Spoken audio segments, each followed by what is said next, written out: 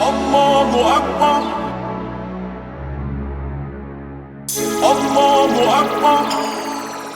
Hayya ala salah. Islam Moors? Islam. Please be seated.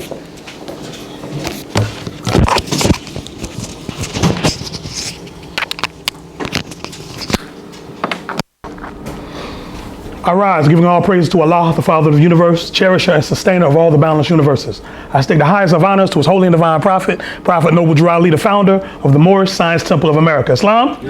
I extend high honors to his forerunner, the Honorable Marcus Mosiah Garvey, the founder of the Universal Negro Improvement Association, who did indeed warn and stir up the nations. Islam? I extend high honors to the Moorish flag, the red flag with the 5-pointed green star in the center. These 5 points represent love, truth, peace, freedom, and justice. These are the 5 highest principles known to man. Islam? I extend honors to the American flag, also known as the Stars and Stripes. This flag exists as a constant reminder that the European nations owe you, the Moors, with compound interest. Islam? This is also the flag of our birth. Islam Moors? Giving honors to the noble Sheikh staff, noble Vanguard staff who keep the peace. Giving honors to you, the Ills and Bays, for without you there is no Moorish movement. Islam? How is everyone on the holy night? Praise Allah, praise Allah.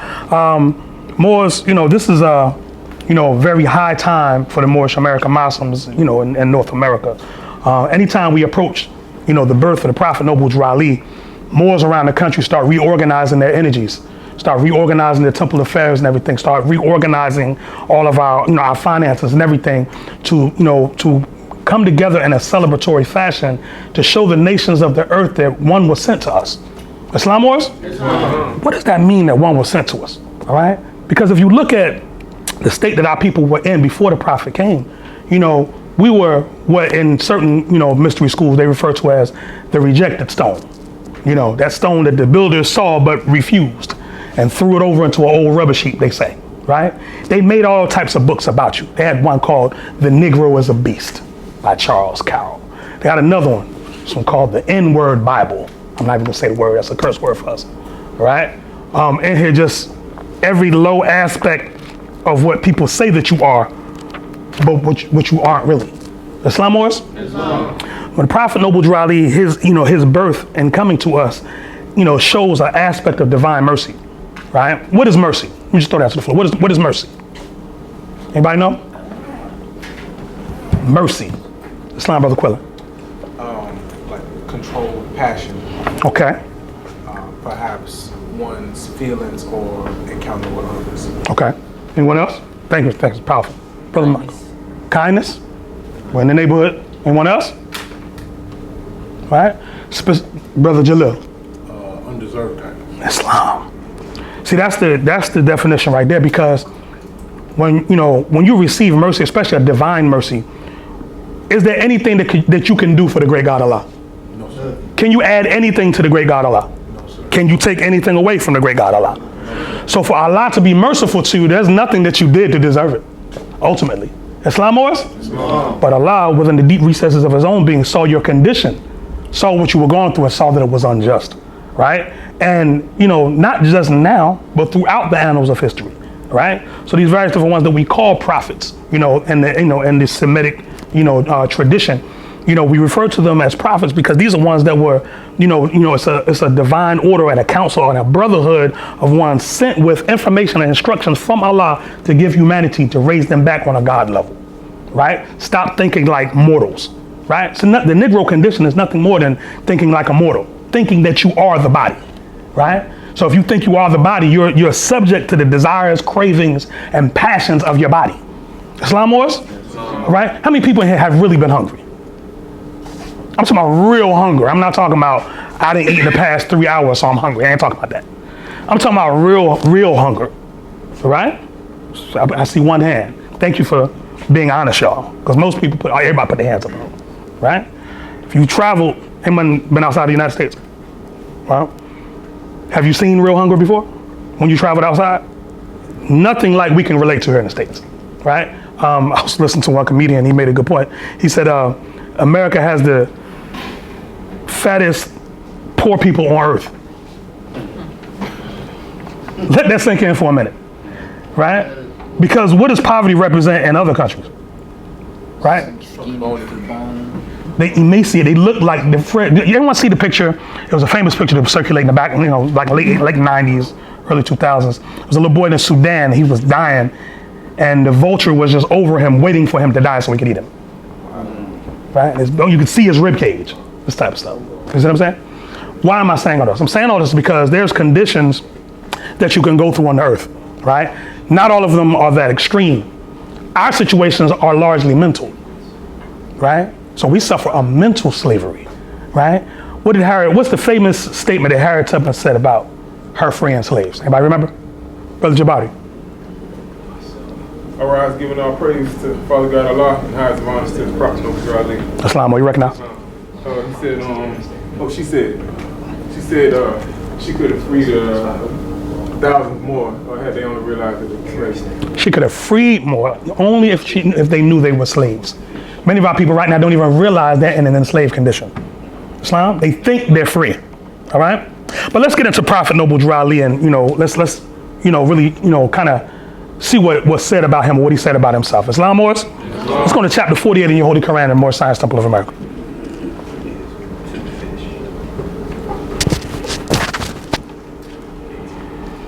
All right, chapter 48, we're going to start at instruction 1. We're going to go down to the first 4 instructions.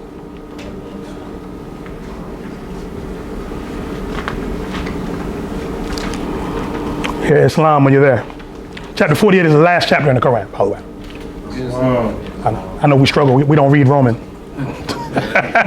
Don't feel bad. You're not Roman. All right. Chapter 48, the end of time and the fulfilling of the prophecies. All right. Let's make note that we refer to him as Prophet Noble Drew Ali. As a prophet, he has prophecies. Many of the prophecies are found within his Quran. You just have to know how to read them. Right. Others are handed down to us from Moorish elders who came after the prophet, who said they heard the prophet say certain things and they jotted it down. All right. Starting at instruction 1, it says, the last prophet in these days is Noble Drew Ali, who was prepared divinely in due time by Allah to redeem men from their sinful ways and to warn them of the great wrath which is sure to come upon the earth. Let me stop there. What does it mean, due time? It's time, and it's due time. What is due time? True, but let's be a little bit more specific. Due time. At the appointed time? Planned time is good. Appointed time is even better. Right? That means that it couldn't have happened a second before, and it couldn't happen after. Islam Wars? Yeah. So, watching a demonstration earlier this week, and one of the Grand Sheikhs, revealed that when the Europeans that came into Egypt, Napoleon and all of them, right? Said, the Sphinx was buried up to its neck in sand, right? It wasn't until the year 1886 that they, actually started digging it out and found out it was a whole nother. Well, why is 1886, interesting for you Moors? Who was born in 1886? Prophet Noble Drew Ali. The same year our prophet was born, the same year they realized that there was a whole body to the Sphinx. Coincidence? How many people believe in coincidences? Say again? I think not. I think not. It says in our Quran, it says that it is not strange, there are no happenings. Allah governs all events. Islam. Moving forward in that same instruction, it uses the word redeem, right? And the redeem means to purchase something back. Right? That means if the prophet had to come and redeem us and purchase us back, that means we had been sold off to another people. Right? Another people owned us. See what I'm saying? And those ones are represented by these white stripes in this flag. England, France, Germany, Holland, Ireland, and Scotland. Islam? That's who owns you. See, this is a contract. Right? And how many red stripes are there? 7. Who does number 7 belong to? The Moors. Islam. So you got the red along with the white stripes, the 6 white stripes. Islam Moors? All right. Moving forward. This is to warn them of the great wrath which is sure to come upon the earth. That's prophetic. That means that he was standing in his day seeing something that was about to come and happen. Right? Not just to our people, but the whole earth. Islam? John the Baptist was instruction 2. John the Baptist was the forerunner of Jesus in those days to warn and stir up the nation and prepare them to receive the divine creed which was to be taught by Jesus. Instruction 3. In these modern days, there came a forerunner who was divinely prepared by the great God Allah, and his name is Marcus Garvey, who did teach and warn the nations of the earth to prepare to meet the coming prophet, who was to bring the true and divine creed of Islam, and his name is Noble Drew Ali. who was prepared and sent to this earth by Allah to teach the old time religion and the everlasting gospel to the sons of men, that every nation shall and must worship under their own vine and fig tree, and return to their own and be at one with their Father God, Allah. Islam, Morris? Mouthful, right? But he's using the parallel of ancient and modern times, right? There's an aspect of the teachings of the Moorish Science Temple of America people seldom touch on, but it's there, and that's the aspect of reincarnation, right? And the prophet was known to have made a statement that said that those that were with me in ancient times are with me now. Those that were against me in ancient times are against me now, right? There was times when the prophet was demonstrating. He said, well, when I was Muhammad, I did this. Islam. Or when I was Jesus, I did this. Islam. Now that sounds like a strange happening, but it's not. How many people really think, just reflect back on your life, and you tell me that this is the first time you've been here? You tell me this is the first time you've been and seen some of this stuff that you're going through and that you see. How many people know that you heard the term déjà vu? You heard this? It's a French word, French phrase. What does it mean? Déjà vu means to see things twice, right? To have seen it before means you had to have been here in some form, some way or form before. Islam, Morris? All right? There's something they refer to in science as genetic memory. Anybody know what that is? Everybody explain genetic memory to me. Islam, Morris? Real quick, I see a couple extra feathers in the room. Y'all are looking kind of sharp. I was sitting over there at the table. I said, I have to say something about that. It's looking kind of very Moorish there. Very, very Moorish. Islam. So the basis for genetic memory is basically whatever your ancestors experienced in their lifetime within traumas. That also will be in, I don't want to use a super lofty term. You can. There's nothing wrong with the word lofty. Okay.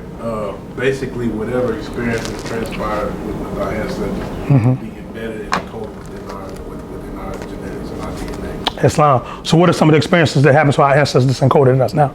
So you got slavery, you got Jim Crowism, you got black codes, it's just all manner of things. It's actually a game called Assassin's Creed that All clear. But what's even more interesting, and we went there, as the first example, because when I've asked that question more than once, and generally when the answer is given, we go to the trauma first, right? But just like you experienced the trauma, you experienced the great things too, right? So just like your forefathers ruled the earth, that's in you too, right? Just like you navigated the seas, that's in you too. It's like your forefathers, invented mathematics, and it's named after you literally. Algebra is an Arabic word, algorithm is an Arabic word. You see what I'm saying? But things they don't tell you, but it's in you. So some of us have a natural proclivity towards mathematics, and others of us say, I don't really like math. But you ask that same person, you like money? Yeah, I like money. Then you like math. Islam? But it's a psychology of how it's presented to us. Islam? I don't like science. You don't like science? Catch a cold. And then I need to figure out something. Now you're an alchemist. Now you need to figure out what alchemical formula you need to put in your body to get well. Islam, Brother Quilla. Why is it that, as far as mathematics, when it comes to the academic system, that there is conflict when it comes to not just, all people, but also including us? What type of conflict are you speaking of? Like when a lot of people, of course, we invented math, but we say math is hard, and we have issues when we don't like math. Or, we struggle with math. It's not that. It's, again, the European psychology, because what it is that, certain career options are not presented to us as glamorous. You know what I'm saying? So when children, grow up, they look at, shiny things, and I know that sounds very primitive, but that's basically what it is. So they'll look at the rapper, or they'll look at the person with the shiny car, or they'll look at the person with the fancy clothes, and you see what I'm saying? As though those things equate to happiness, right? If you really get into the lives of those people, you'll find that those things are not keeping them happy. Go inside of those big homes, stuff like that, you see that the children hate each other, the children hate the parents, and different stuff. So it's not a general rule for all, but you do find these things. When was the last time you seen a mathematician presented to our people as? Anybody heard the name Neil deGrasse Tyson? If you ask the average one of our Asiatic children, have they heard of him? Will they know anything about this brother? No. Brother's an astrophysicist. That was unheard of when I was growing up. Islam was? I was only born in 72. I ain't that far back. You know what I'm saying? That's kind of far back for y'all. That's way back. frame of reference, right? But the point is that in my day and time, we didn't know all the scientist that we had was Albert Einstein. Then we looked at him, right? Which, if you look at earlier pictures of Albert Einstein, he's our sister's complexion, same hair. Then they started touching the photos up, and then you understand what I'm saying? But that's another. We're not going there tonight, right? But the point is that these things are not looked at as glamorous. Right, that's getting back to your question. Right, if we had more mathematicians that whose lifestyle looked appealing to our people, you'd have more young people that would want to do that. You know what I'm saying? So it's all in how you present a thing. Most of it's presentation. That's what makes it more difficult. Yeah, because then if it's not something that you want to do, you switch that off in your mind. That's how the brain works. See what I'm saying? So again, everything is willpower. So you have the Bible warns us about in this same Quran warns us about sluggish will. Right? Because sluggish will comes about where, you just decide that you're not going to, I don't want to do that. Or I don't want to care about that. You see what I'm saying? At that point, you switch it off. And the mind says it's in our nature to become what we're around or what we choose to do. So our resolve is solely in our hands. There's nothing outside of you that can make you do one thing or another. It's in you to align yourself or not align yourself. The Prophet says that when the will of Allah and the will of man are aligned, resurrection is a fact. You can raise yourself out of any situation as long as you are in tune with the universal law. But you got to know what the universal law is. You see what I'm saying? Anybody ever heard of the Hermetic laws, 7 Hermetic laws? Right? No, write them down. Put them phones out, put it in your notes. I'm not a preacher. I want you to research this stuff. Right? The 7 Hermetic laws. That was my young people. That wasn't for y'all. Was this by design? All the young people on the front and all the elders in the back. Well, yeah. I guess that's. I guess. Well, I'm talking to the 2 old souls back there. The 2 old souls. My bad. My bad. Y'all got a couple gray hairs. A couple. That is my son. Don't y'all start. That's an after class. The camera's rolling. We ain't gonna do that on camera. It is loud. And we had some fun up here too. So 7 Hermetic. Hermetic. Hermetic laws. Write down there's a book called the Kabbalion. Kabbalion? Hermetic. Hermetic.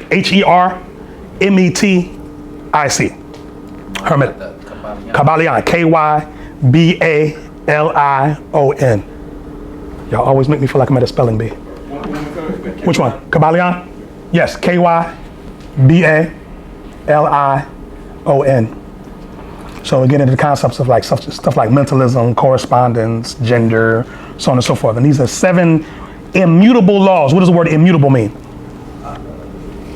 You have mutable and immutable. They don't change. Which one doesn't change? The immutable. Immutable doesn't change. Mutable means changeable or adaptable. All right. So, once you learn those universal laws and what they comprise, what they represent, now you know how to align your energies in harmony with those and make decisions. See what I'm saying? And there's nothing that will be presented in front of you that will be looked at as difficult. You just remove that out of your mind. And then you begin to change your language because you understand the principle of vibration. That's one of the 7. Everything in the universe vibrates, right? So words are vibrations. So your thoughts are in control of your words, right? So if you think a thing and then say it, it has to happen. No matter how, think about the things we say all day, right? And we say some crazy stuff all day in speech, in idle talk, crazy stuff. That stuff has to happen somewhere. Your equivalent of talking is taking a pebble and throwing it into a lake, right? You throw it into the lake and what happens to the water? Ripples. And the ripples reverberate out continually. Now if the bank of the shore wasn't there, it'd keep going. That's loud? So same thing in the universe. You say something, it reverberates out and it has to come back and manifest. That's your gift as a creator. Not the creator, but a creator. Islam wars? Yes, all right. Moving forward, instruction 4. Y'all forgot we was even in the Quran, right? Instruction 4. I love y'all. The Moorish Science Temple of America is a lawfully chartered and incorporated organization. Any subordinate temple that desires to receive a charter, the Prophet has them to issue to every state throughout the United States, etc. I'm gonna stop there because that's the work we have to do. The work we have to do is to take the same stuff we're talking about now. First, become the information.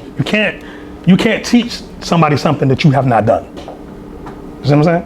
So anything that you attempt to go correct somebody about, you have to be that first, right? And once you become it, now the people bypass almost the words that you're saying and pick up the vibration that you're saying, that you're vibrating.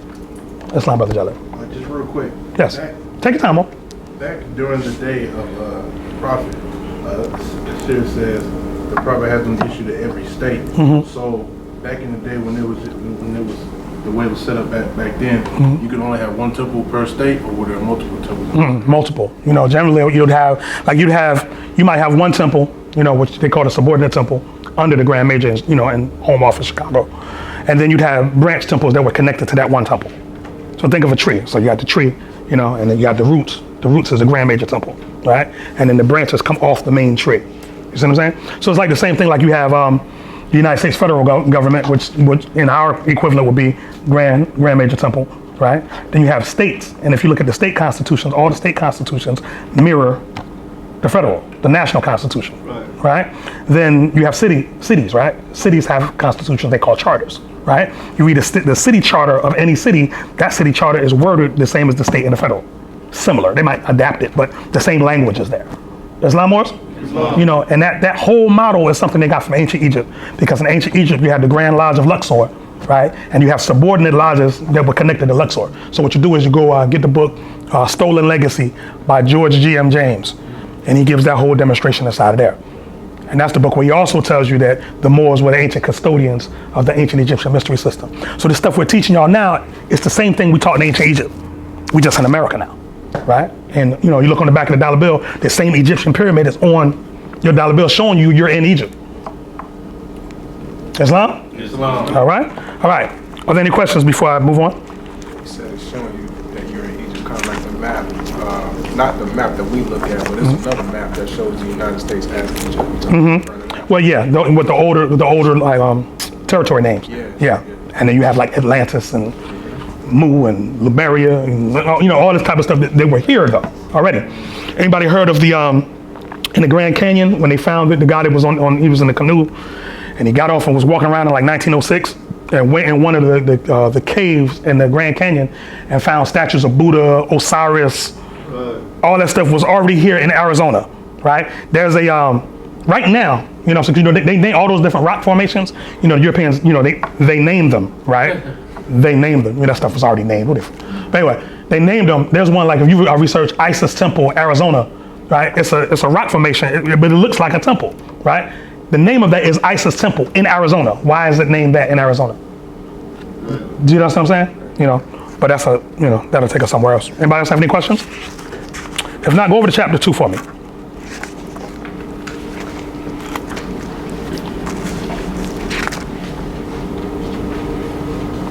We're going to start instruction 4. Here, Islam, when you're there.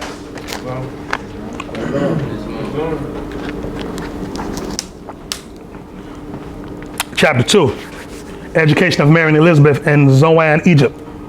That title is interesting because we were never given that in the church. Like they don't tell us that John and Jesus' mothers were studied in Egypt, right? Studied in the mystery schools of Egypt. They don't tell you that.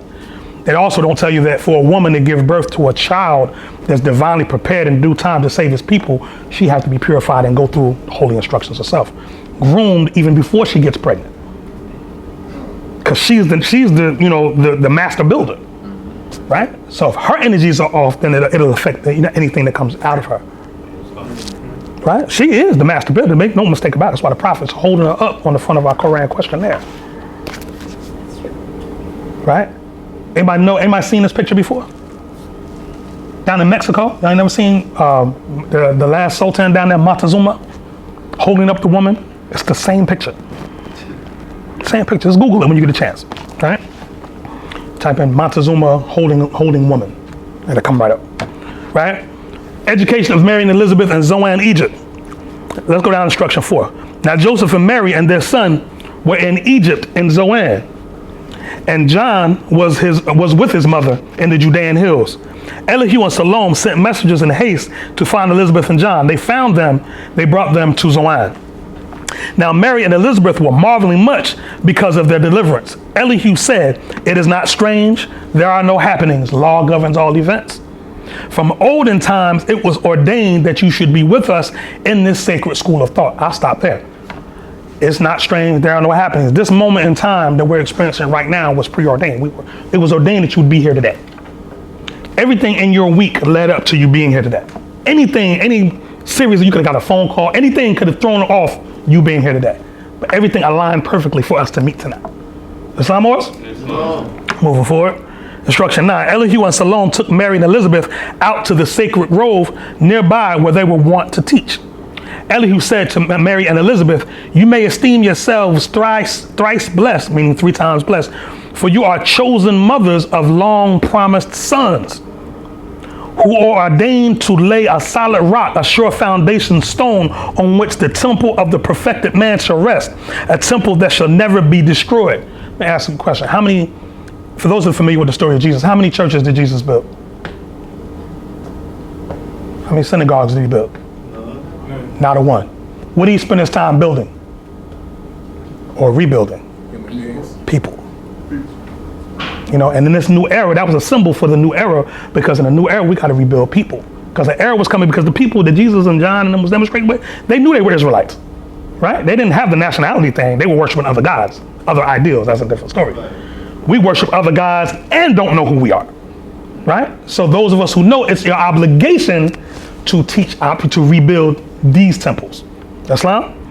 All right? Instruction 12. This is important. We measure time by cycle ages, and the gate to every age we deem a milestone in the journey of the race. Can't blaze past that. All right? Can anybody tell me what the great year is? Have I ever heard that term before, the great year? You got it for me, Mo? Yeah. Islam, what you got, Mo? The great year is approximately 26,000 years. Islam. 26,000 years. Mm-hmm. The ancient Kemet, they understood this year, and the Mayans knew about this year, and also the Vedic charts in India, they also knew about this. Islam. The great year. So you have, how many houses of the zodiac you have? 12. Each one of those represents an age, right? Didn't they change it to 13, or is it still 12? So what happens is you have what they call tropical and sidereal. So you have, different systems. So some will use a different, different settings. And all of them don't use even Aries, Libra, Virgo. Yeah. The Eastern, like the Vedic, he's saying, they use a different system, but when you study it, it's the same. Okay. For those taking notes, research this. If you want something to give you a headache, here you go. This is called the Surya Siddhanta, which is S-U-R-Y-A. S-U-R-Y-A. Next word, Siddhanta. S-I-D-D-H-A-N-T-A. I'll do it one more time. Surya Siddhanta. S-U-R-Y-A.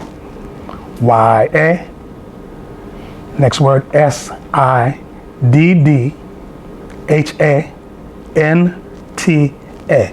This is an astrological text that was written in India. All right? Let's be clear on the Indians. The original Indians, they called Dravidians. The original Dravidians were Cushites. They were Brother Lante's complexion. Same hair and everything. Woolly hair. Brother Lante's the brother right behind you with the fez on. With the brand new fez on. only 7 days old. One creation old right there. The crispy fez. All right? So that was what the original Indians looked like. So the Surya Siddhanta was written by a dude named Brahma Gupta that looked just like him. Right?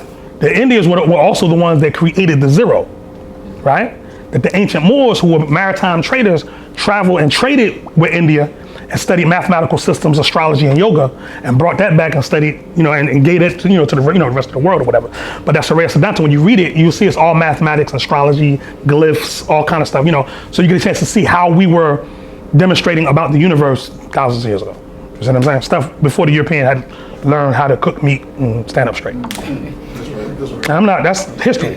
He knows that. You know what I'm saying? That's his history, right? So back to the great year. So there's 12 houses of the zodiac. Each house represents an age, what they call an age. That age is calculated as 2,160 years. For those taking notes, 2,160 years. You multiply that times 12. I'll do it again. 2,160 years, 2160. You multiply that times 12, which is your 12 houses, or each age, and that's 25,920 years. 25,920. And that to our ancestors was considered the great year. Right? And to know that that was a fact, they had to calculate it twice. So it took them about 50,000 years to chart, the stars, what they call the precession of the equinox, to know that, okay, yeah, we got it right. So they had to keep the same thought for over 50,000 years, countless generations, to prove it to be fact. Okay? So, that's hilarious when people will say, well, astrology is pseudoscience. Islam, okay. Well, I know where you got that from. The Catholic Church put that on people, but they study, the Catholic Church is one of the biggest astrologers, the Pope is one of the biggest astrologers ever. Where's the largest telescope on Earth? Vatican. The Vatican. Why? What they looking for? Islam? It used to be down in Arecibo, Puerto Rico. What they call SETI. Research that. Do SETI as an acronym. SETI. Right? Which they literally called it. This is what the European called it. This is not me. They called it the search for extraterrestrial intelligence. We're not going there tonight. We're not talking about UFOs and ships. So don't corner me in the corner after the meeting talking about what you saw last night. We ain't doing that. It's a coincidence my granddad's trying to talk to me about that today. Oh, well, praise Allah. Everything has its place, but you got to be rooted. Exactly. If you're not rooted, you get off into that stuff and you got work to do. All right? But the search for extraterrestrial intelligence, that was down in Arecibo, Puerto Rico, and they had a bunch of satellites and stuff, and they was looking for whatever. And then the Vatican had built, like a really, really super big telescope or whatever. So that's out there. All right? Moving, yes. Anybody? Brother Michael, I see the wheels turning. I was just saying, what are they looking for? I was asking. Right, exactly. All right. So you might have to ask Dr. Google. Everybody goes to Sheik Google. Yeah. Instruction 13. An age had passed. The gate unto another age flies open at the touch of time. This is the preparation age of soul, the kingdom of Emmanuel, of Allah and man. So that's a different paradigm shift. Because when you ask the average person, well, where is God? What do most people do? Where's God? Well, if I was to, that's how the evil one play. I got hooked up here. I'm gonna do this. All right. What happens is that when you deal with all that type of stuff, man, like if you think about a circle in your head, right? Put a stick man on the top of the circle. You got him there? All right. He says heaven, it says up, right? Okay. Take a stick man and put at the bottom of the circle, right? He says heaven, he says up. Where is he pointing? Down, but in his frame of reference, that's still up. See how stupid the concept of external heaven is? Right? In the language, in Hebrew, they have in Hebrew they have the word Shemayim, which just means the two skies up there. How specific is that? Just, where's heaven? The two skies up there. Well, where is it? It's up there. That's no place. It said, the Prophet Noble Drali tells us, he says that heaven and hell and earth are not above, below, or around, but in. Right? So the heaven that you seek is what is internal. Islam? I think I have a technological function. Thank you, Mo. That's called brotherhood. Thank you, Mo. See, your brother don't let you go out bad. You know what I'm saying? More, this horse thing is powerful. Gratitude, Sheikh. Islam, more. Praise, I love that brother.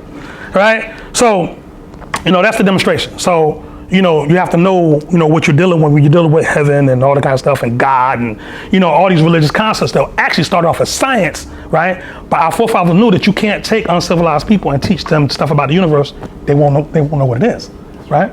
So we took universal principles and put ancestral names on them, right? And that became what you now know as religion. You know what I'm saying? Like, I'll give you an example. In the Bible, Jesus tells his disciples, he says, look, he said, I'm gonna send you into a town. He said, when you get into that town, you'll see a man holding a pitcher of water, pouring it out. I got any masterminds in the room? What was he telling them? Aquarius. Why Aquarius, brother? Oh, no, that I couldn't tell you. Yes, he being humble now. Aquarius, what's the symbol for Aquarius? It's a man holding a what? Pitcher of water and pouring it out, right?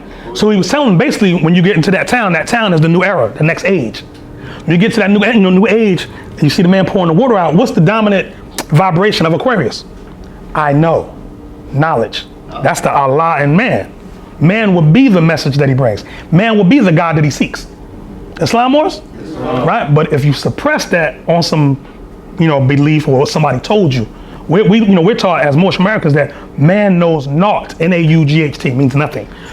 Man knows naught by being told. Right? So me telling you this tonight is not going to benefit you at all. right? Y'all thought it was gonna be some salvation in me telling you something? Nah. The salvation is you researching it yourself and applying anything that you think might be true and applicable to your life, right? Not just the fact that you was told that, right? Now, if you apply that across the board in your life, how fast would you gain in evolution or evolve in the world? You see what I'm saying? Because most people are going by what they were told. Ask the average person when they're, so excuse me, bro, what's your religion? I'm a Muslim. Why are you a Muslim? My mom was a Muslim. Why are you Christian? Why are you Jehovah's Witness? Well, my mom was Jehovah's Witness. That's why you're Jehovah's Witness? Okay, so if your mom smoked crack, you gonna smoke crack? Your daddy pop pills, so you gonna pop pills? Same logic. No, I'm not being facetious. I'm saying that's the same logic, is it not? We heard somebody say yes. Okay. Inside joke. Okay, I'm in grand chic mode, y'all. Okay, but that's the demonstration, though. So you got to trace out the line of logic. You know what I'm saying? One of the first decisions that you ever gonna make is to proclaim your nationality. That's right. That's the first decision. Let me ask you this: How many people like to go sneaker shopping? Don't feel bad because you're in the temple. I know y'all like nice sneakers, right? It's all right, right? You go in the sneaker store, you look at about 100 pair of shoes on the wall, right? And you zoom in on one. Got these in my size? Got your size, you put them on, you think you're cold-blooded. Ooh, look at these. I'm gonna kill them outside tonight. They just have to do, right? You buy them, but did you make a decision? Was that a decision that you made? No, sir. Why wasn't it a decision? Say again, my bad? Propaganda. What else? Why wasn't it a decision? Did you put any of the sneakers on the wall? So somebody else gave you 100 options and you made a choice out of what they provided you with, which wasn't really a choice. Wow. That's deep. Now expand that thought with school, with job opportunities, with your salvation. What religion am I going to take?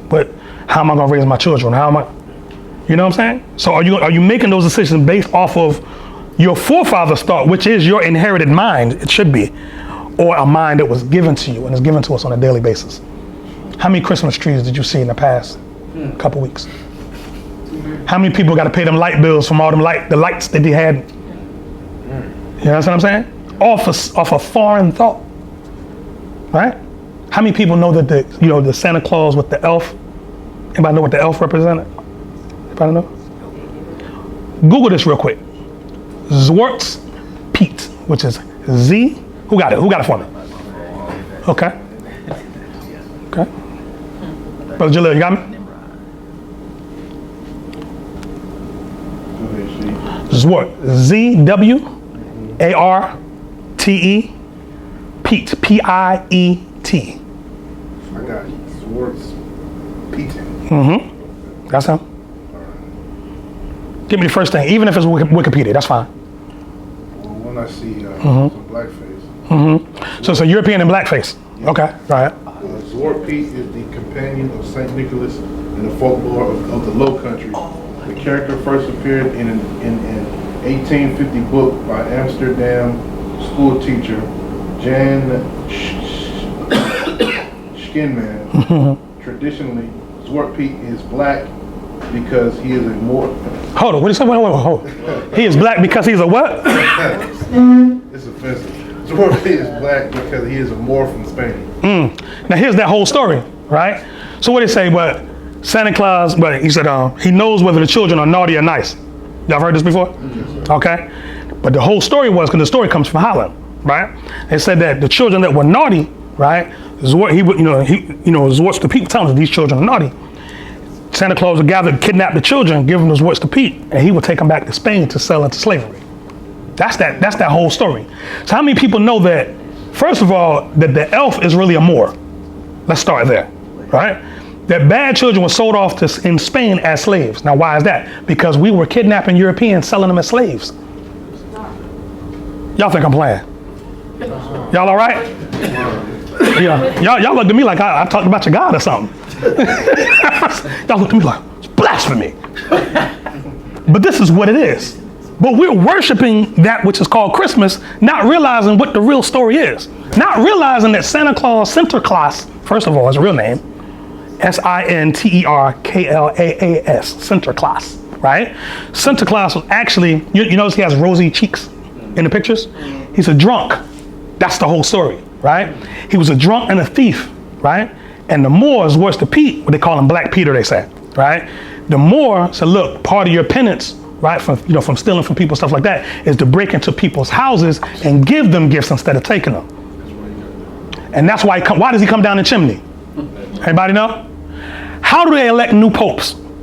Anybody know? First of all, they have what they call a conclave. Right. When all the archbishops get together, right, and they close and they actually lock the door, and they have a vote, right? And the vote has to be unanimous, right? If the vote's not unanimous, they'll take a certain kind of paper and put in a furnace, and it goes into a chimney on the top of the Vatican. It comes out black smoke, showing the people that a new pope has not been, elected, right? If it is unanimous, they take a certain kind of paper, put into the furnace, and the smoke comes out white, and then, right? All they did was take a reverse step, put him through the chimney to give gifts. But it's a Roman Catholic tradition. It has nothing to do with you. And I said Catholic, but what did I say before Catholic? Roman, y'all ain't Romans. Right? In fact, y'all Bibles, which our people love to tout the Bible, we carry them but don't read them, right? That's right. Or like a sheik told me, he said, yeah, we go by the Bible, we put the Bible down and go right by it. Yeah. Right? But the reality is, it was Jeremiah chapter 10. It's like 1 through 4. Tell you don't cut down trees and decorate them and bow down to them and call those that did that heathens. Right. But people that read the Bible don't read that. In fact, they'll say, oh, well, we're under grace now. We ain't got to live by the law. That's right. That's what they say. But Jesus said, I came not to change the law, but to fulfill it. Come on. See what I'm saying? See, this is why they won't like them more, because we read. I'm not going to listen to what you say. I'm going to read the record. Right? I'm gonna pick up the Bible. I'm gonna actually read what you believe in this? Okay, let's go. This says don't cut down trees. Why you got that in your house? Right? This says don't eat pork. You know that's in the Bible. People put that on Muslims, right? I don't eat pork. You Muslim? Yeah, I am. But you Christian? You believe in Jesus? He didn't eat pork either. Why you eating pork? No disrespect for those that do. We're not radical. We're not being radical. All right, you gonna get your pork chop, all right, and do what you do. That's your business. I don't have nothing to do with that. Pig feet, your chitlins, somebody got a bucket left, a bucket of chitlin, big red bucket. Allah forbid. Don't eat that. I gotta call you back from it. Don't eat them chitlins, please don't do that. But the reality of it, you know what I'm saying? See how crazy worshiping someone else's mind? This is, the power of having your own prophet. See what I'm saying? Because when prophets come, prophets aren't liked, first of all. Let's start that. Right? Y'all know our people kill prophets. Y'all know that, right? Yes, y'all know that history? We kill our own prophets. Right? Who set Marcus Garvey up? His own people. Right? Who set Noble Drew Ali up? Turned on him. His own people. Yeah. Who turned on Jesus and had the Romans crucify him? Our people. Us. The sheik hit something powerful earlier when you talked about Israel and ancient Israel, how when Moses wandered in 40 how he turned on Moses and all kinds of stuff. That was us. If you listen to that story, listen to how they treated the one that was sitting there and delivered them. You can tell that was us. We still doing that now. You ever get a raise on your job or a nice car or whatever? How do your people look at you? Are they happy? Oh, brother, I'm proud you got that. Who you think he is? You think that energy is new? And don't put that on the European. We were doing that before him. That's another side to it too. We warred with each other. We enslaved each other. All the European they can say, oh wow, they don't like them. Because he wasn't strong enough to overthrow either. So what he did was he linked up with this one to overthrow that one. Then once he was overthrown, he got with some cats that overthrew that one. Yep. Divide and conquer, they call it. Right? Anybody ever looked at the United Kingdom? I'm going over here for a second. See this right here? These small little batch of islands. At one point they said the sun never set on the British Empire, meaning that they had conquered so much that there wasn't too many places on earth you could go that they hadn't, locked it down and conquered, in terms of conquest. But you tell me, how did these little islands, they were way over here in India, ruled it, subjugated them 400 years. Sounds familiar, right?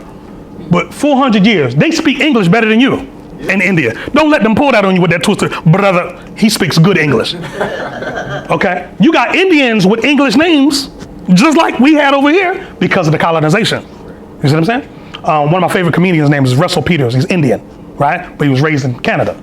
And Sikhs and other Hindus walk up to him and was like, what's your real name? He said, Russell Peters is my real name. He said, it can't be your real name. He said, do you not know the history of India? The English came and put their culture on us. You see what I'm saying? But the point is that how did this little batch of islands conquer way over here?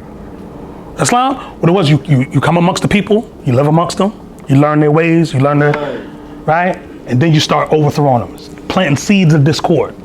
Islam, Brother Jalil. When I was living in, when I was going to school in Snellville, I actually had a friend, he was Indian. First, his name, I'm not being funny. His full name is William Shakapalalavich. Islam. So he got a British first name, but he had his last name. That sounds crazy, don't it? Yeah.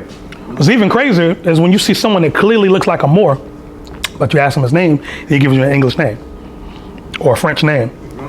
That's equally as crazy, or a Spanish name. Spanish is a little better because at least there's over 2,000 words that's in Spanish that come from Arabic.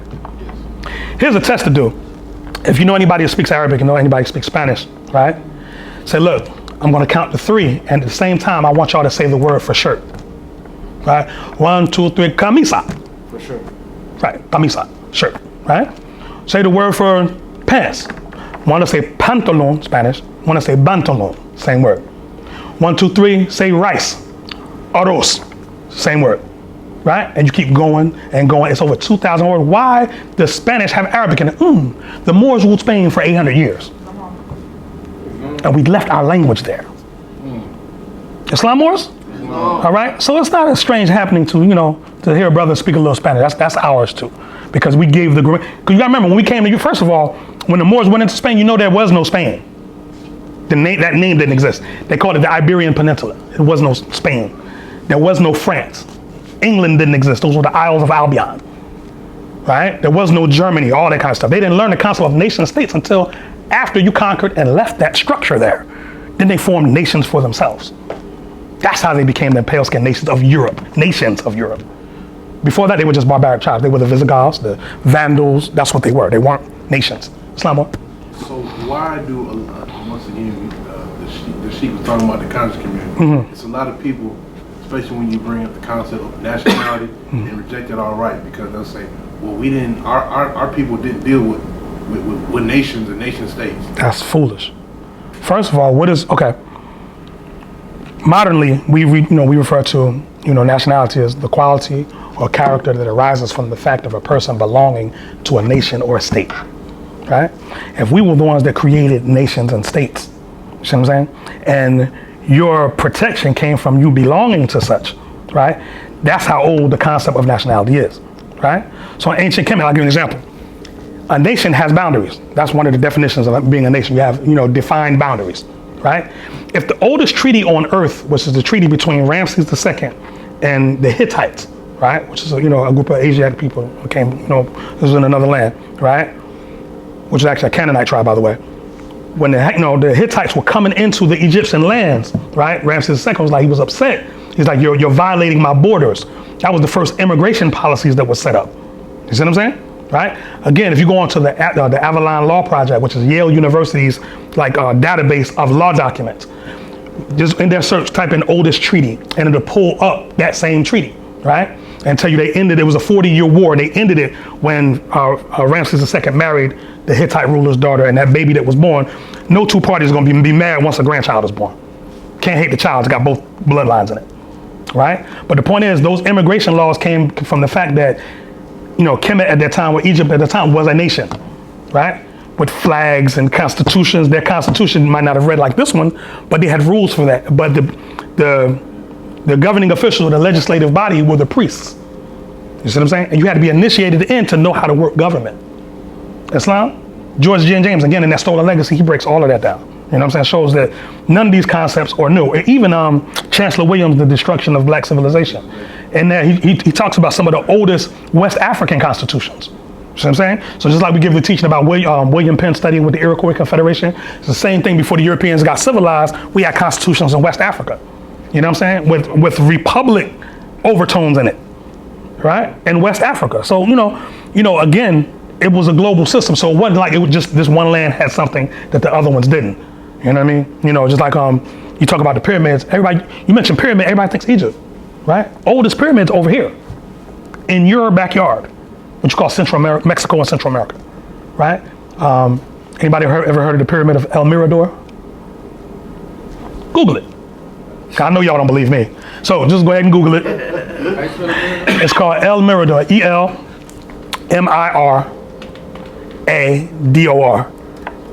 All right, and the El Mirador Pyramid, the base of it is bigger than downtown Los Angeles. It's so old it has trees and stuff growing on the outside of it. The only reason they saw it, they were going over it in a helicopter and saw the steps coming out of the top of the tree line. What is it? It's a pyramid. It's a pyramid. Yeah, and it's, again, as above, so below. So just what you see above the ground is that amount of complex underneath. So it's really a diamond. It's not a pyramid, right? All right, but moving forward, again, y'all thought we was in the Quran, forgot we was in the Quran, right? Instruction 14. We did all of that off of one instruction. That was interesting. Instruction 14. And these your sons will be the first to tell the news and teach the gospel of goodwill to men and peace on earth. A mighty work is theirs, for carnal men want not the light. They love the dark. And when the light shines in the dark, they comprehend it not. We call these sons revealers of the light, but they must have the light before they can receive the light.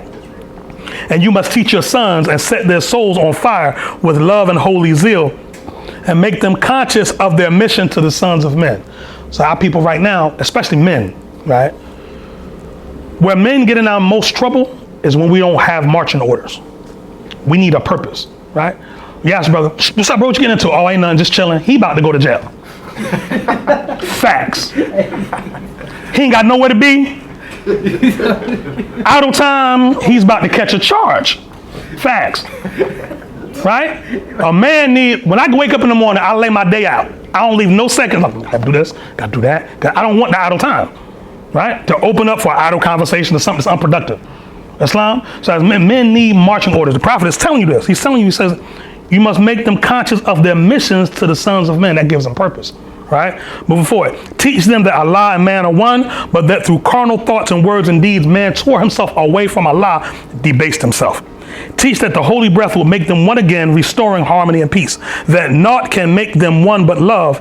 That Allah so loved the world that he clothed the son in flesh that man can comprehend.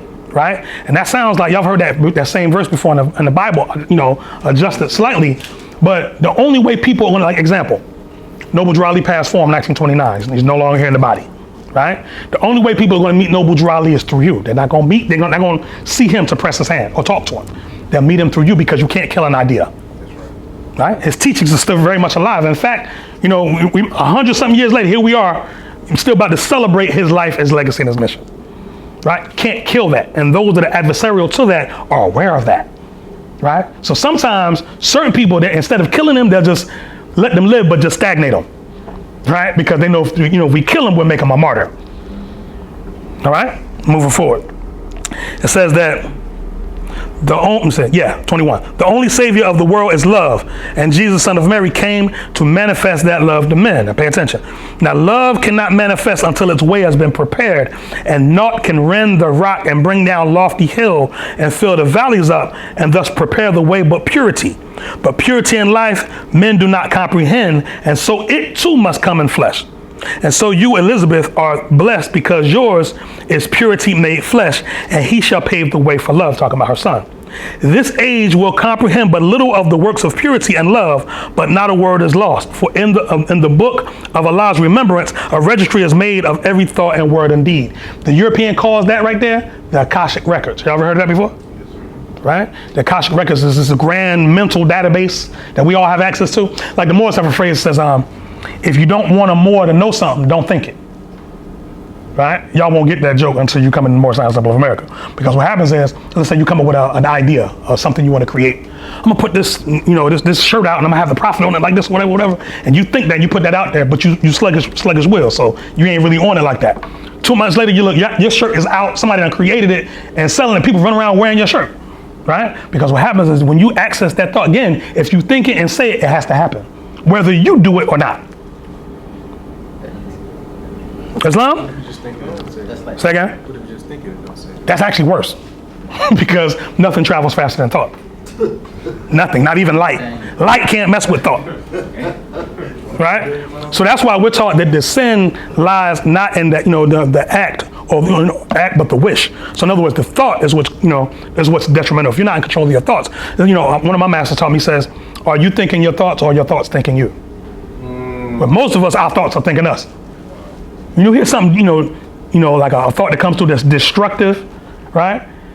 Where does that thought come from? How many selves do you have? Two. Name them. Higher self and lower self. What's the higher self? Higher self is the mother of virtue, and breeds justice, mercy, and love. What's the lower self? And what does it breed? Hatred, slander, Murders, everything wrong. I hear some Sunday school lessons coming out. I hear y'all, right? But again, that's the attributes. Higher self, mother of virtues, harmonies of life, breeds justice, mercy, love, and right. Lower self breeds hatred, slander, lewdness, murder, theft, murderers, plural, theft, and everything that harms, right? So every one of us has two selves that we wage that war, not just daily, second to second, right? So if you don't have discipline, your lower self is strong. Jesus said, by many ties am I bound to this carnal life, right? They kind of took that out of the Bible because they ain't want you to know that Jesus had a carnal self. But he was in a body, so he did. Islam wars? And you have to know that because you're in a body. And if he's going to instruct you, he got to show you how he conquered his so you can conquer yours. And he said, the works I do, you'll do even greater. So how dare we wrap it all up in Jesus? He said, no, you got more work to do. I did this and I conquered death, but you're going to do greater than that. I'm going to do greater than conquer death? Yes. Islam wars? Moving forward. It says, and when the world is ready to receive, lo, which means, to look, right? It says, Allah will send a messenger to open the book and copy from its sacred pages all the messages of purity and love. Then every man of earth will read the words of life and language of his native land. And men will see the light and walk in the light and be the light. And men again will be at one with Allah. Islam wars? And the key to that is every man will read, what did it say? Will read the words of life and language of his native land, right?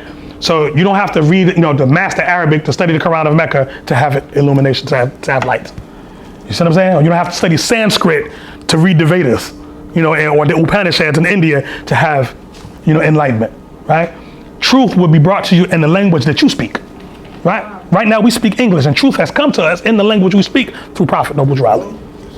Right? So now I can stand as an equal with a Hindu and speak on his holy text, but I speak English. Well, he does too. We just talked about that. But the point is that the oneness of the universality of the truth. You know what I'm saying? I have the same thing he has. You have the same thing that they have.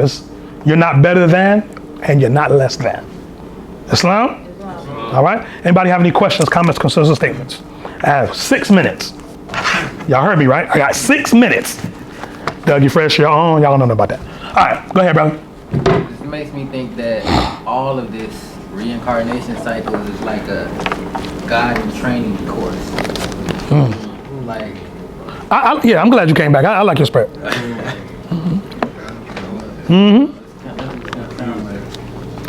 Earth is a big gym. Now you go to the gym. Anybody been to the gym and you ain't been in a long time? And the first couple weeks is rough. The first couple days, torture, right? That's Earth. That's Earth. Coming down here, you go through experiences, uncomfortable, arguing, you're in a relationship, it ain't working out. You know what I'm saying? You're going through, all this type of stuff. You might have been born to a family and it's not aligned like that. Got family problems. You know what I mean? All that's part of the experience. Your spirit, your soul needed that experience, right? So it took on a body, but it had to pick a certain particular set of parents, right?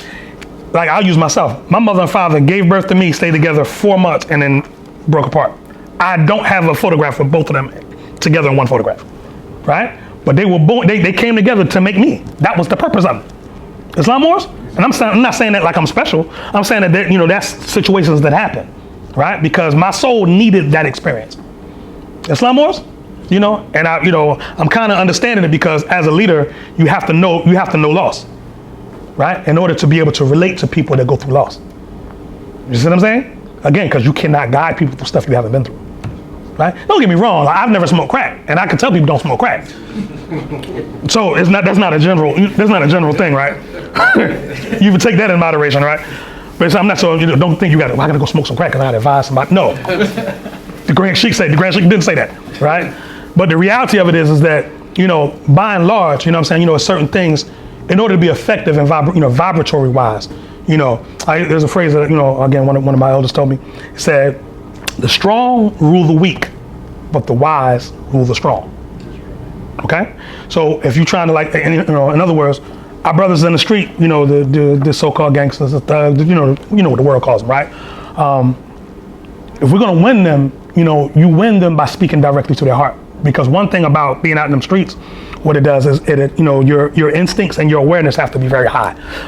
When you get a chance, Google the term hypervigilance. Hyper, and the next word vigilance, vigilence, or lance. Hypervigilance is basically that. It's kind of that neighborhood vibe where, like, you know how like at nighttime, let's say if you had to leave here and go get some gas, right? And it's kind of poorly lit. Where you getting the gas at, brothers? So when you get out, you pumping the gas. That's hypervigilance. Everybody doesn't have that. There's some people that they just pumping the gas in the phone. That's how you get robbed, right? But hypervigilant is not just like a hood byproduct. That's not. There are people that tell you that's not true. There's some people that come to the earth like this because it's certain things that your soul remembers, right? So you might have been set up and murdered in your last life. That's imprinted on your soul. So when you take this body, you're like, look, man, I don't really trust cats like that. That's not necessarily. I'm not saying that's a good thing, but you come here with that, and you have to learn how to, balance that. Use the level on that to create a balance with trust and not. You know what I'm saying? Like the prophet says, suspect evil of no one, but when thou seest it, never forget it. He who has been an enemy can never be a friend, right? There's something like we talked about those hermetic laws. You're on the carnal plane, right? There's laws for here, right? It's like there's a law for the soul plane, there's a law for plane of spirit. So you have to know the laws of the carnal plane too.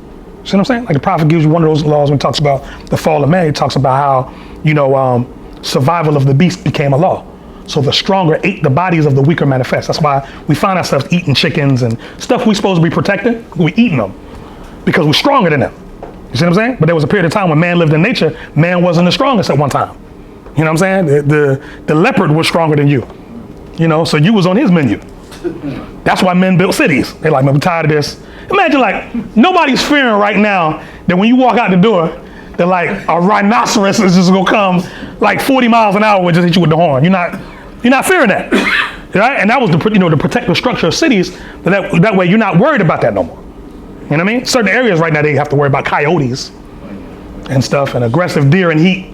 That's a problem. I got yelled at by a squirrel the other day. I was standing in front of the shop to get some air, and I looked in the branch. There was a squirrel in the tree. His tail was over like this. I said, "Islam, I'm going back in. I don't want no problems. Wasn't no female squirrels around. I get it. I'm going back inside. Good luck on your mission." You know what I'm saying? But but the state of I'm not saying I'm afraid of squirrels. You know what I'm saying? I'm putting that on the record. But I'm just saying, we built these cities and structures to pull ourselves out of the food chain, right? But when we did that, now we like, okay, now we're gonna turn around and eat the animals. But you're supposed to be the caretakers of the animals. You're Allah's, what they call Khalifa, which is successor on the earth. So you're supposed to make sure that the balance and harmony is maintained on earth. That's man's job, right? But instead, what is man doing to earth? Man, what? Abusing is like you ever see those videos when they show like whales when they beach themselves, right? And sometimes when they beach themselves, his mouth might be open. It's like there's like tons of garbage in his mouth, and then because you know how they eat. They don't have arms, so when they eat, when they're swimming, they just open their mouth and they just eat the plankton and all that kind of stuff. But also the bottles and the stuff we thought, all that stuff's going in them too. You see what I'm saying? So that's all our fault because we're not taking care of, we're not in the rightful place to be able to make sure that these things don't happen. You know what I'm saying? These things weren't happening when you was in power. Not in the golden eras. At the end of the era, yeah, right? But in our golden eras, it didn't happen, right? So like the prophet said, we have to take our rightful place in the affairs of men, right? So when people talking government and politics and all that kind of stuff, get out of that thing of, well, I don't deal in politics. You better, right? Because again, at the same time, how many people flush the toilet today? Very basic question, right? I hope so. Not enough hands went up for me. If not, y'all might want to flush that out. That ain't good to be walking around like that. So when you get that straight and you start flushing toilets, flushing a toilet is a political process. Y'all know that, right? Because there's a Department of Watershed Management that deals with where waste goes, and there's taxes. Your tax dollars, are paying for that. Now, if you're paying taxes, you're paying taxes, right? You go get some gas, the tax is already embedded in the gas tax. So you're paying taxes, but you're not following where your tax dollars go. You know, like when our Sheikh brothers, brother Sharif Anel Bey, he made the statement, says, how many of you will go to the grocery store, go shopping all the way through the grocery store, put your items on the conveyor belt, pay for it, and just walk out, and don't take your groceries with you. That's what you do when you're not involved in the political process. And with that, I'll lower the meeting. Islam? Islam. Islam? Islam. Islam. Islam. Morris Science Temple of America, Noble Drew Ali Founder, home office, Chicago, Illinois, March 11th, 1929. A warning from the Prophet to be read in every meeting. I hereby inform all members that they must put an end to all radical and agitating speech while on their jobs, homes, or on the public streets. We advocate peace and not destruction. Stop trying out your cards with the Europeans, for it causes confusion. There has been much confusion caused by members trying out their cards. The cards are for your salvation. Failure of obeying my orders will be of severe consequence. We are for love, truth, peace, freedom, and when these principles are violated, justice must then take its course. Any member or group of members that seek to hold malicious feelings towards the temple or the prophet, or to violate the divine covenant of the Moorish movement, will receive their reward from Allah for their unjust deeds. All true Moors must obey the laws laid down to them by their prophet, and if they lose confidence in their prophet, give up your card and button, cease wearing your turban or fez, and return to the state where I, the prophet, found you. For this is a holy and divine movement founded by the prophet, Noble Drew Ali. And if the prophet is not right, the temple is not right. The prophet is sending out a divine plea to all true Moorish Americans that they may do their part in protecting their prophet and the temple. This is an everlasting movement founded by the prophet through the will of Allah to redeem his people from their sinful ways. Peace. Noble Drew Ali. Islam? Islam. Islam? Islam. Islam. Islam. All praise are due to Allah and the highest of honors to his holy divine prophet, Prophet Noble Drew Ali. I give honors to you all for, sacrificing time tonight on a Friday night to come in here, the message and the life-giving teachings of Prophet Noble Drew Ali. Again, just as a reminder, Sunday, January 5th, we'll be honoring our Prophet Noble Drew Ali. I suggest all of you come. Like, at certain times you shouldn't miss, because it's one thing being in a setting like this, but there's another thing when you're seeing, an environment or a setting where, multiple temples are together, people from different parts of the country come in, so on and so on, and all coming to honor one man. Because, when you see all that, people sacrificing funds to get, come from different areas, stuff like that, you're like, man, there's got to be something to this individual, right? Because people don't, how our people are with money. Look, you could tell them, I've been doing this a while. Teach for 2 hours. People will be like, yeah. At the end of it, we're gonna talk about economics for about 5 minutes. And everybody just click off. Oh, everybody in their phone. I ain't messing with this dude in money, right? Because it goes back to that factor of distrust. Islam, Morris? Islam. So when you see people sacrificing their finances to come together to something for nation building, that's something to pay attention to. Islam, Morris? Islam. Are there any last questions before I close the meeting in prayer? Everybody well? Everyone please rise, face the east, which is right ahead of you. In the tradition of our Moorish forefathers, hold your feet at a 45-degree angle, standing on your square, meaning that your heels will be touching like this. Raise 5 on the left, 2 on the right, invoking sacred presence of the 7 Elohim that created everything that ever was, is, or evermore to be. Please repeat after me. Allah, Allah, the Father of the universe, the Father of the universe, the Father of love, the Father of love, truth, truth, peace, peace, freedom, freedom, and justice. And justice. Allah is my protector, Allah is my protector, my guide, and my salvation. And my salvation. By night, and by day. And by day. Through his holy prophet, Drew Ali. Amen. Amen. Islam, Morris. Islam. Praise Allah. Brother Mikhail, pleasure to meet you, brother. What's your name, brother? Brother, you have a... Allahu Akbar, hayya ala salah, Allahu Akbar, Allahu Akbar.